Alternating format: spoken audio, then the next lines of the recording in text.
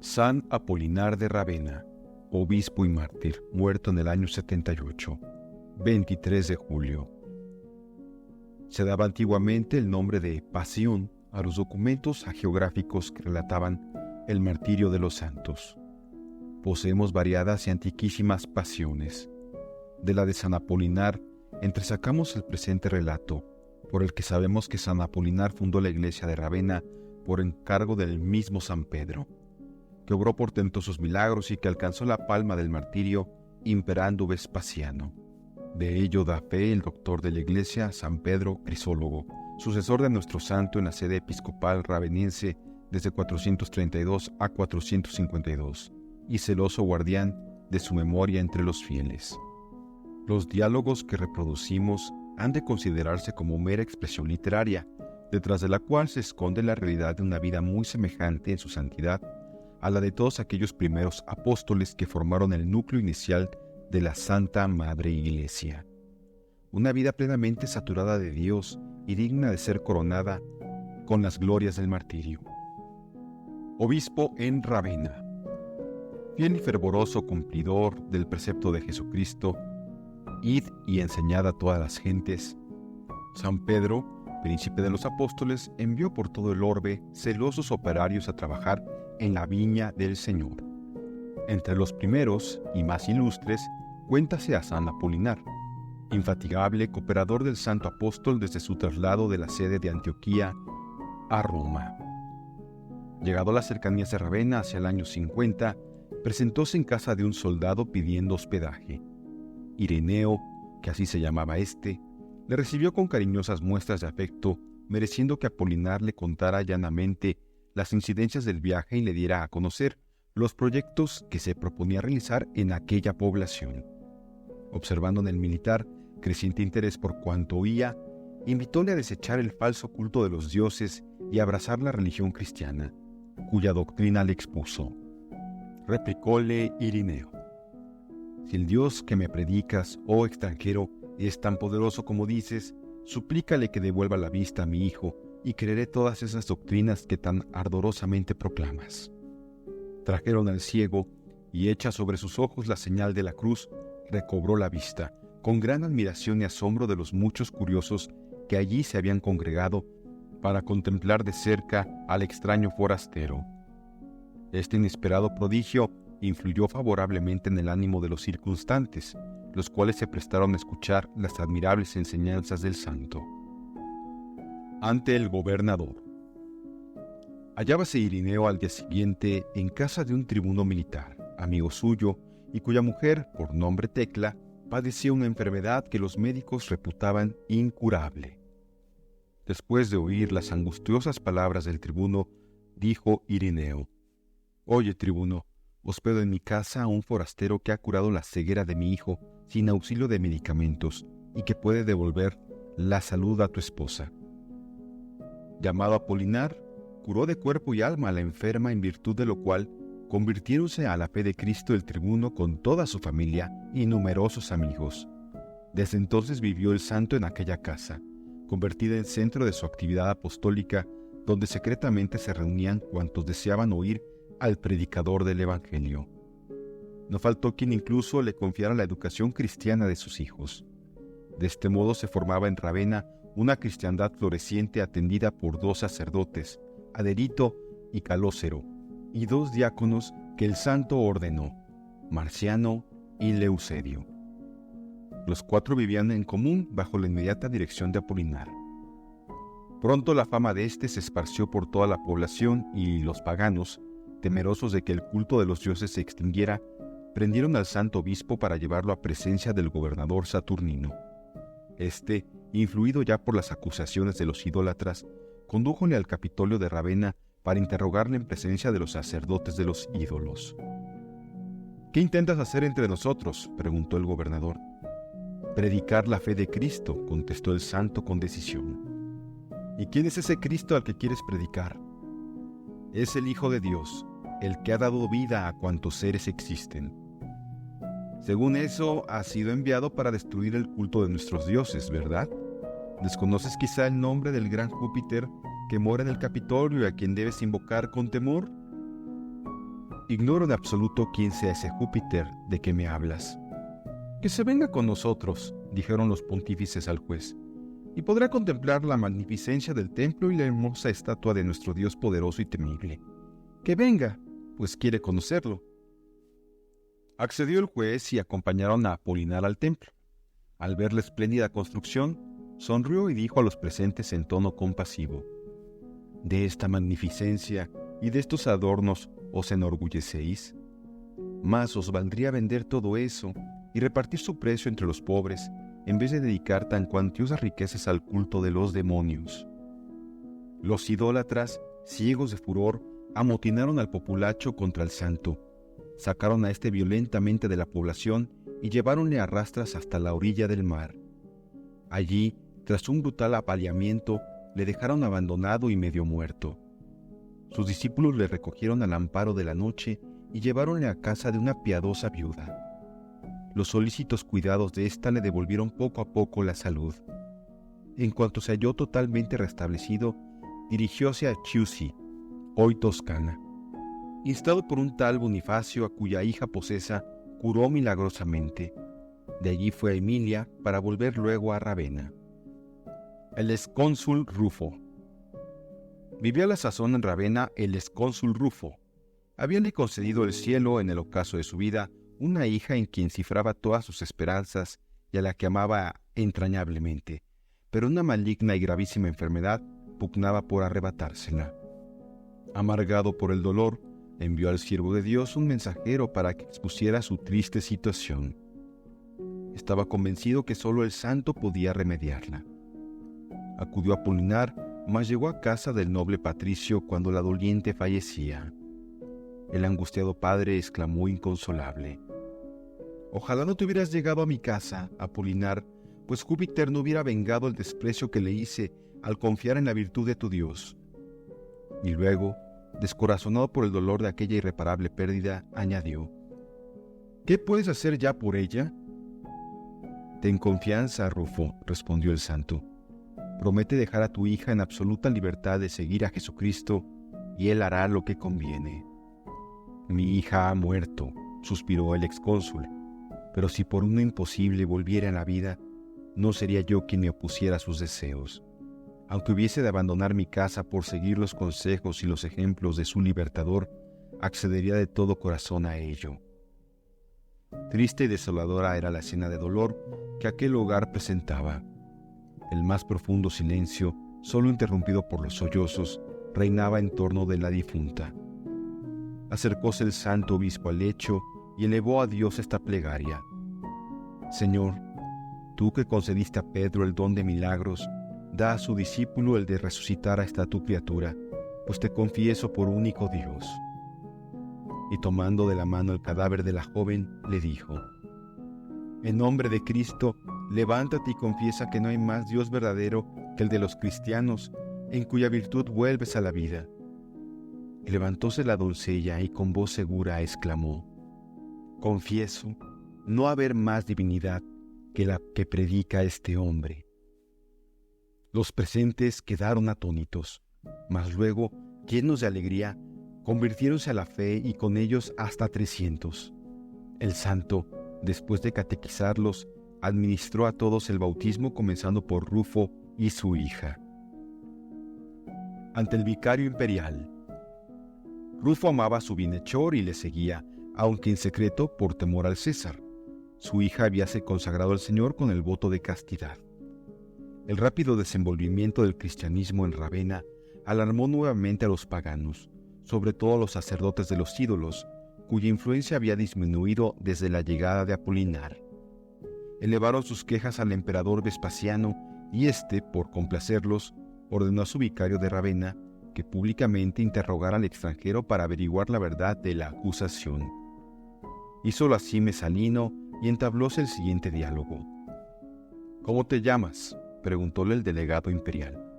«Apolinar», respondió el santo obispo. «¿De dónde vienes?». «De Antioquía». «¿Cuál es tu oficio?». «Soy cristiano y como tal, discípulo de los apóstoles de Cristo». «¿Y quién es ese Cristo de quien tantas veces oigo hablar?». «El Hijo de Dios vivo, creador del cielo y de la tierra, del mar y de cuanto ellos contienen, y sustentador de todo el universo. ¿Será tal vez aquel Jesús que los judíos crucificaron por llamarse Hijo de Dios? Si tal es, no entiendo yo cómo podía ser Dios dejándose insultar impunemente y crucificar con ignominia. Comprende que estás en grave error. Abandona pues esa religión, ludibrio de la humanidad, y no incurras en locura de tener por Dios a quien muere en patíbulo infame. Pues mira, Mesanino, ese Cristo era Dios, lo sigue siendo y lo será siempre. Nació de una virgen, sufrió y murió por redimir al hombre de la esclavitud del demonio y de los males del pecado. Sí, ya nos han contado todo eso que dices, mas en modo alguno podemos admitir tan absurdo que choca con la más elemental razón. Atiende, Mesanino, sin prevención e imparcialmente. Ese Dios, encarnado en el seno de una virgen, obró un sinfín de milagros mientras vivió, y si bien es verdad que padeció afrentosa muerte en cruz a manos de los judíos, únicamente padeció y murió su humanidad, no su divinidad, y al tercer día resucitó glorioso y subió a los cielos algún tiempo después por su propia virtud. Concedió a sus discípulos la potestad de ahuyentar a los demonios, curar a los enfermos y resucitar a los muertos. En vano tratas de persuadirme. No puedo reconocer por Dios a quien el Senado romano desecha. Cesa tu insensato discurso y sacrifica al inmortal Júpiter. Mira que si no atiendes a lo que buenamente se te aconseja, las torturas y el destierro habrán de persuadirte a que lo hagas. Haz de mí lo que te plazca, puesto que solo a Cristo mi Señor ofreceré incienso en alabanza y olor de suavidad. Este hombre usurpa el título de pontífice que únicamente nosotros podemos tener, gritaron los sacerdotes paganos, y además pretende seducir y engañar al pueblo. Ese crimen ha de ser castigado. Mandó Mesanino llamar a los verdugos y les dio orden de flagelar despiadadamente al santo obispo. Y como el mártir, firme en la fe, no cesaba de confesar a Cristo, quiso vencer su constancia a fuerza de suplicios. A la cruel flagelación siguió el tormento del potro, y luego la inmersión en aceite hirviendo. Por fin, desterróle a Iliria cargado de cadenas. «Mesanino», exclamó el santo mártir, «¿por qué no reconoces a Cristo y así te evitarías los tormentos eternos de la vida futura?» Mucho ofendió al vicario imperial tanto atrevimiento y juzgó del caso castigar ejemplarmente tal audacia. Ordenó pues que golpearan al santo mártir en la boca con piedras afiladas. Los cristianos testigos de tan inhumano proceder tomaron la justicia por su mano y arremetieron con fuerza contra los paganos, haciéndolos huir a la desbandada. Este desagradable incidente no hizo más que reavivar la ira de los gentiles. Apoderáronse de Apolinar y lo arrojaron en un profundo y oscuro calabozo, para dejarlo morir de hambre. Pero Dios quiso demostrar la santidad de su siervo y dispuso que a la primera noche un ángel le sirviera de comer a vista de los atónitos carceleros, que, pasmados, no podían creer lo que sus ojos veían, ni se atrevían a contárselo al juez. 4 días pasó en aquella mazmorra, sufriendo toda clase de privaciones y atropellos, antes de ser embarcado con rumbo a su destierro de Iliria. Correrías apostólicas. Segundo interrogatorio. Ya en alta mar sobrevino una gran tormenta que hizo zozobrar la embarcación, la cual arrastró en su rápido hundimiento a la mayoría de los tripulantes. Apolinar, sostenido por el que manda el mar y los vientos, ganó la orilla oriental del Adriático con 2 o 3 soldados. Estos, convertidos a la fe cristiana por el santo náufrago, fueron luego sus valiosos auxiliares en la evangelización de la comarca que tan extrañamente les había deparado la providencia. El demonio, que vio tambalearse su poder donde hasta entonces había tenido tranquilo dominio, trató de malograr el apostolado de Apolinar, endureciendo el corazón y torciendo la voluntad de los naturales. Pero burló Dios los propósitos del infernal enemigo. Nuestro santo curó de la lepra al hijo de un noble de Mesia, y la vista de este prodigio determinó a muchos de aquellos bárbaros a abrazar la fe cristiana que tan grande poder daba a sus santos. No se detuvo Apolinar allí, a pesar de la hermosa perspectiva que a la religión se prometía en aquella tierra, sino que bordeó el Danubio y descendió a Tracia, convirtiendo de paso gran número de idólatras. Como prolongara mucho su estancia en una ciudad de esta provincia, el ídolo enmudeció. En vano indagaron las causas del extraño silencio hasta que, a una consulta de los paganos, contestó el demonio por boca de la estatua que no volvería a hablar ni apaciguaría su cólera en tanto que un tal Apolinar, predicador del cristianismo, estuviera en la comarca. Buscaron a toda prisa al forastero y cuando le hubieron ya en sus manos, maltratáronle con cruel ensañamiento. Luego, puesto en un barco que se hacía a la mar, le expulsaron con sus compañeros a Italia. 3 años habían transcurrido desde que Apolinar saliera de Ravenna. Su vuelta fue acogida por los cristianos con singulares muestras de afecto. Por su parte, los paganos, que más aún que antes le consideraban como irreconciliable enemigo, no cejaron en su empeño de excitar al populacho en contra del santo, a quien por fin apresaron, maniataron y arrastraron al templo de Apolo. Pero la estatua se vino estrepitosamente al suelo, tan pronto como el mártir puso pie en los umbrales. Fue puesto entonces a disposición del pretor Tauro, a cuyo hijo curó de completa ceguera, invocando el nombre de Cristo. Agradecido el pretor, y para sustraerle de las iras de los gentiles, simuló su detención y arrestóle en una casa de campo, donde el santo pasó 4 años de apostolado intenso, fortaleciendo la fe de los muchos convertidos, ganando nuevos adeptos a la causa de Dios y curando milagrosamente toda clase de enfermedades. Intento de evasión, muerte del santo. Los sacerdotes de los ídolos descubrieron las intenciones que abrigaba Tauro al retener en su finca al obispo, razón por la cual acudieron nuevamente a Vespasiano, asegurándole que peligraban los intereses del imperio si no cesaban las activas propagandas que el cristianismo venía realizando en perjuicio de la religión de los romanos. Ante denuncia tan grave, dio el emperador orden al patricio Demóstenes para que juzgara al supuesto criminal sin pérdida de tiempo. En cuanto estuvo el reo ante el tribunal, preguntóle Demóstenes: «Viejo seductor, ¿cuál es tu linaje?» «Soy cristiano y tengo a mucha gloria y satisfacción el serlo». «Insensato, ha sonado ya la hora de acabar con tus locuras y calmar la cólera de los dioses justamente irritados contra ti. Te invito, pues, a rendirles adoración y a dejar tus ridículas innovaciones. Lejos de mí semejante villanía. Moriré fiel a mi Dios y gustoso ofreceré mi vida en holocausto por mis hijos espirituales. Y ay de vosotros, Demóstenes y demás paganos, que rehusáis adorar a Cristo.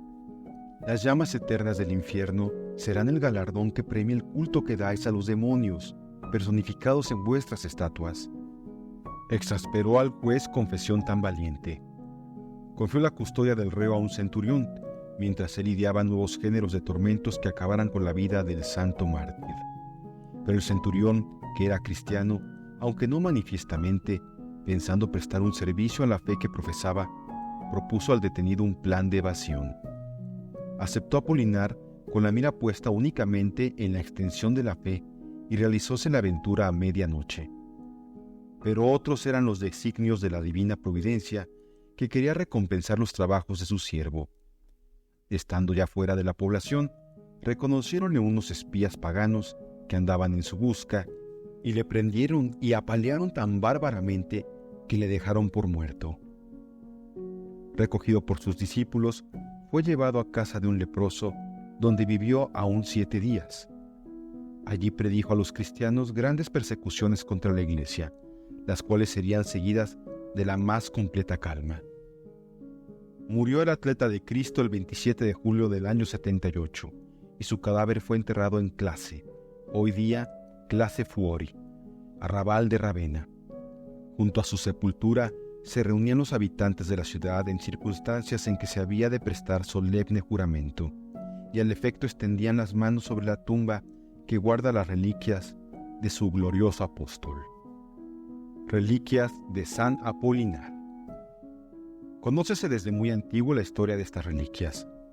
Por testimonios fidedignos, sabemos que ya en el siglo VI había en Clase una iglesia dedicada al santo, debido a la munificencia de un devoto llamado Juliano y consagrada en 549 por el obispo Maximiliano.